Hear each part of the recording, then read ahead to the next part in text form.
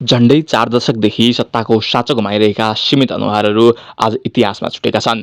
देशले जेनजी आन्दोलनको राप र चापबाट सम्पन्न निर्वाचनबाट एउटा युवा प्रधानमन्त्री बालेन्द्र शाह उर्फ बालेन पाएको छ। निर्वाचन सम्पन्न भएको छ र पहिलो निर्णयमै भदौ 23 र 24 गतेका आन्दोलनका नायकको तीव्र छानबिन गरिँदैछ। 46 साल यताका सबै ठूला भ्रष्टाचार काण्डहरूको फाइल खोलिरहेको छ। घाइते र परिवारको न्यायिक अनुभूति गर्न थालेका छन्। देशले आर्थिक रूपान्तरणको बाटो समातेको छ। संसारभरि रहेका नेपालीहरू हाम्रो देश बन्दैछ भनेर घर फर्किने तयारीमा छन्। पर्खनुस्, तपाईले लागिरहेको होला सत्य र तथ्य विश्लेषण गर्ने नेपाल कन्टेक्स्टमा यस्तो कुरा किन हुँदैछ? हामीले माथि गरेका कुराहरू केवल एउटा सुन्दर कल्पना हुन्, जुन आम नेपालीले फागुन 21 गतेपछि देखेको र कल्पना गरेको नेपाल हो। फागुन 21 गते निर्वाचनमा बहुमत आउँछ अनि बालेन प्रधानमन्त्री हुन्छन्। सुन्दा कस्तो रमाइलो सुनिन्छ नि है। तर के यो प्रक्रिया सुन्नै सजिलो छ र? अहिले नेपालमा रवि र बालेन एकताको विषयलाई लिएर कयौं विश्लेषण आरोप भइरहेका छन् र अहिले एकता भङ्ग भएको पनि छ। के हो रवि, कुलमान र बालेनको एकता र छुटेको रहस्य? के फागुन 21 गतेमै चुनाव हुने सम्भावना छ त? किनकि चुनावको मिति सँगसँगै केही पर्व, लक्ष्य तथा विद्यालय स्तरका परीक्षा सञ्चालन हुने देखिन्छन्। बालेन प्रधानमन्त्री हुने आधार के छन्? उनलाई के संवैधानिक जटिलता हुन सक्छ? संविधान संशोधन नगरी बालेनले प्रभावकारी राज्य सञ्चालन गर्न सक्लान्? फेरि संविधान संशोधन गर्न त 2/3 सहित राष्ट्रिय सभा र राष्ट्रपति पनि तयार हुनुपर्छ, जुन कुरा हामीले अघिल्लो भिडियोमा विस्तृत चर्चा गरेकै छौं। के यो सम्भव होला? यो त्रिपक्षीय सम्झौता किन भयो र किन छुट्यो? के छन् बालेन राष्ट्रपाका भावी एजेन्डा? के यो सत्ता बाँडफाँडको खेल मात्र हो? सिंहदरबार आगो लगाइदिन्छु, अश्लील शब्द प्रयोग गरेर स्ट्याटस पोस्ट गर्ने त कहिले टुकुचामा गाडिदिन्छु जस्ता आक्रामक अभिव्यक्ति दिने, जनसम्पर्कमा रहन नरुचाउने बालेन प्रधानमन्त्री हुँदा के नेपाल भूराजनैतिक सङ्कटमा पर्ने खतरा त छैन जस्ता प्रश्न अहिले आगोको डढेलो चाहिँ फैलिरहेको छ। यी सबै विषयमा कयौं दिनदेखि गरिएको अध्ययनको निष्कर्ष प्रस्तुत गर्नेछौँ आजको द नेपाल कन्टेक्स्टमा। यदि तपाईँले हाम्रो सुरुवाती यात्रा द नेपाल कन्टेक्स्टलाई सब्स्क्राइब गर्नुभएको भए यस भिडियोको पहिलो नोटिफिकेसन पक्कै तपाईँले प्राप्त गर्नुभयो होला।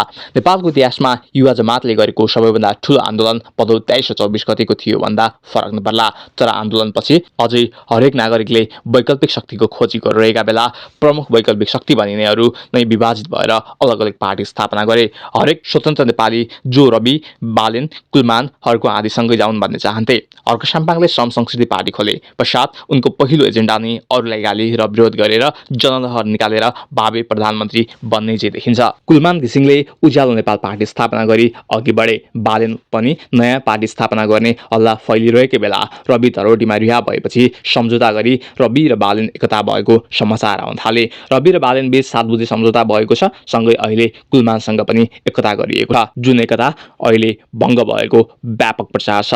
रवि, बालेन, कुलमान घण्टी चुनाव चिन्ह सहित चुनावमा जाने, बालेनलाई प्रधानमन्त्री बनाउने, पार्टी सभापति रवि लामिछाने रहने, पहिलो वरियताको उपसभापति कुलमान रहने गरी सम्झौता भएको छ। तर अहिले रवि र कुलमानले गरेको सम्झौता एक अर्कोलाई आरोप प्रत्यारोप गरी छुटिएको छ। कुनै पनि पार्टी र व्यक्ति बीचमा सिद्धान्त, एजेन्डाका आधारमा सम्झौता हुनुपर्ने हो। तर यहाँ मलाई प्रधानमन्त्री स्वीकार गरे मात्र सम्झौता गर्छु, मलाई पार्टी सभापति र प्रधानमन्त्री दुवै चाहिन्छ जस्ता बहसद्वारा सम्झौता भएको देखिन्छ।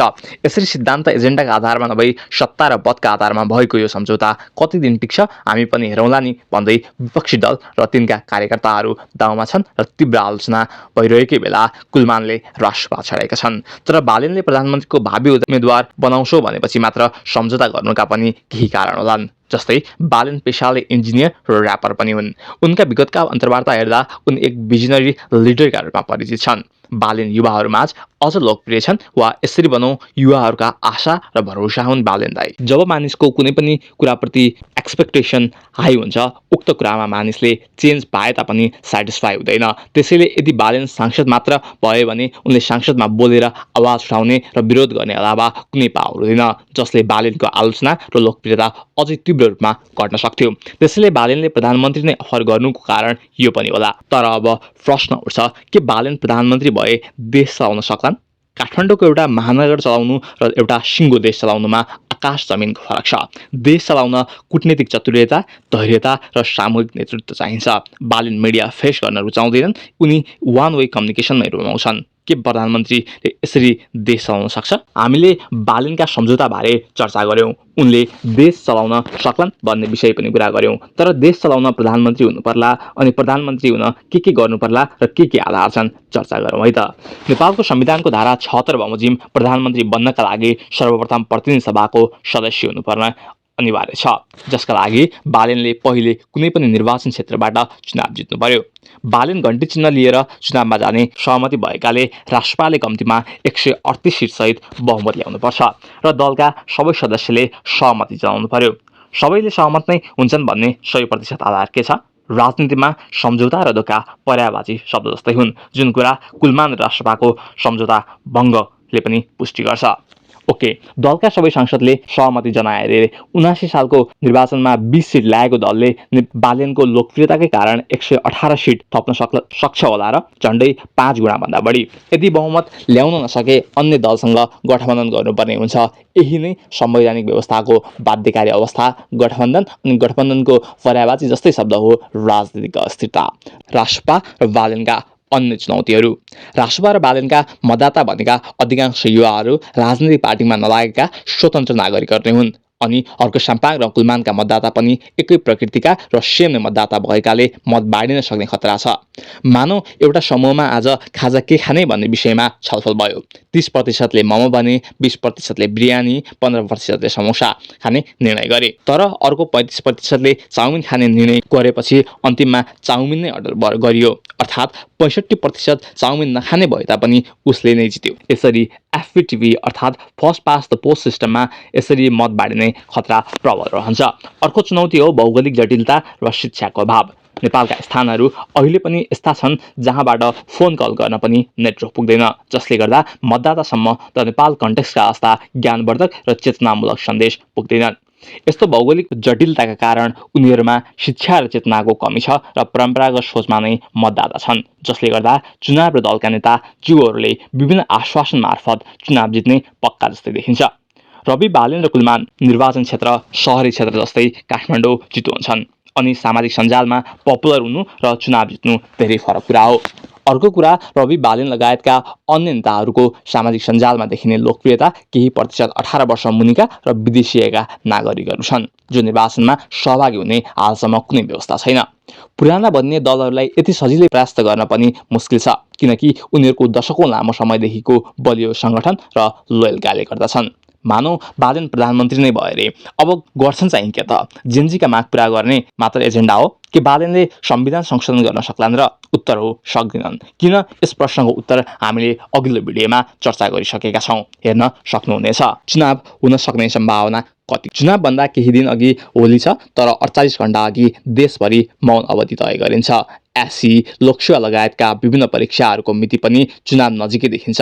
सरकारको तयारी तीव्र हुँदै गएको देखिन्छ, तर केही व्यक्तिहरू चुनाव हुन नदिन सक्रिय छन्। सरकारले निर्वाचन प्रहरीका लागि पनि आवेदन खोलिसकेको छ। चुनाव हुने नहुने भन्ने विषयमा चुनावको अघिको दिनसम्म र निर्वाचन सम्पन्न नभएसम्म दुविधा नै रहन्छ। त्यसैले अहिलेको अवस्थामा चुनाव आवश्यक छ। सबैले आफ्नो क्षेत्रबाट चुनावको वातावरण बनाउन सबैले आफ्नो भूमिका निर्वाह गर्ने होला है त। पपुलर साइकोलोजिस्ट एडम ग्रान्ट भन्छन्, कुनै नेतालाई अन्धभक्त भएर माया गर्नु भनेको आफ्नो व्यक्तिगत नैतिकता र विवेकलाई स्वैच्छिक रूपमा धराशायी बनाउनु हो। अहिले वैकल्पिक भनिएका बालेन, कुलमान, हर्क लगायतका समर्थकहरूमा पनि यस्तो मनोवैज्ञानिक प्रवृत्ति हाबी भएको छ, जसलाई राजनीति शास्त्रमा मेसिया सिन्ड्रोम भनिन्छ। अर्थात् आफ्नो नेताले चालेका हरेक पाइलालाई बिना प्रश्न स्वीकार र उनीहरूका कमी कमजोरीलाई महानताको जलप लगाउने शैलीले गर्दा नयाँ बनेका दलहरू पनि पुरानै नेपाली भाषामा पपुलर शब्द झोली संस्कृतिको शिकार हुने खतरा बढेको छ। जबसम्म हामीले नेताको विवेकलाई होइन अन्धो समर्थनलाई मात्र केन्द्रमा राख्छौँ, तबसम्म राजनीति दुर्गन्ध चाहिँ देखिन्छ। पात्र मात्र फेरिएर केही हुँदैन, राजनीति, संसार र चेतना पनि फेर्न आवश्यक छ।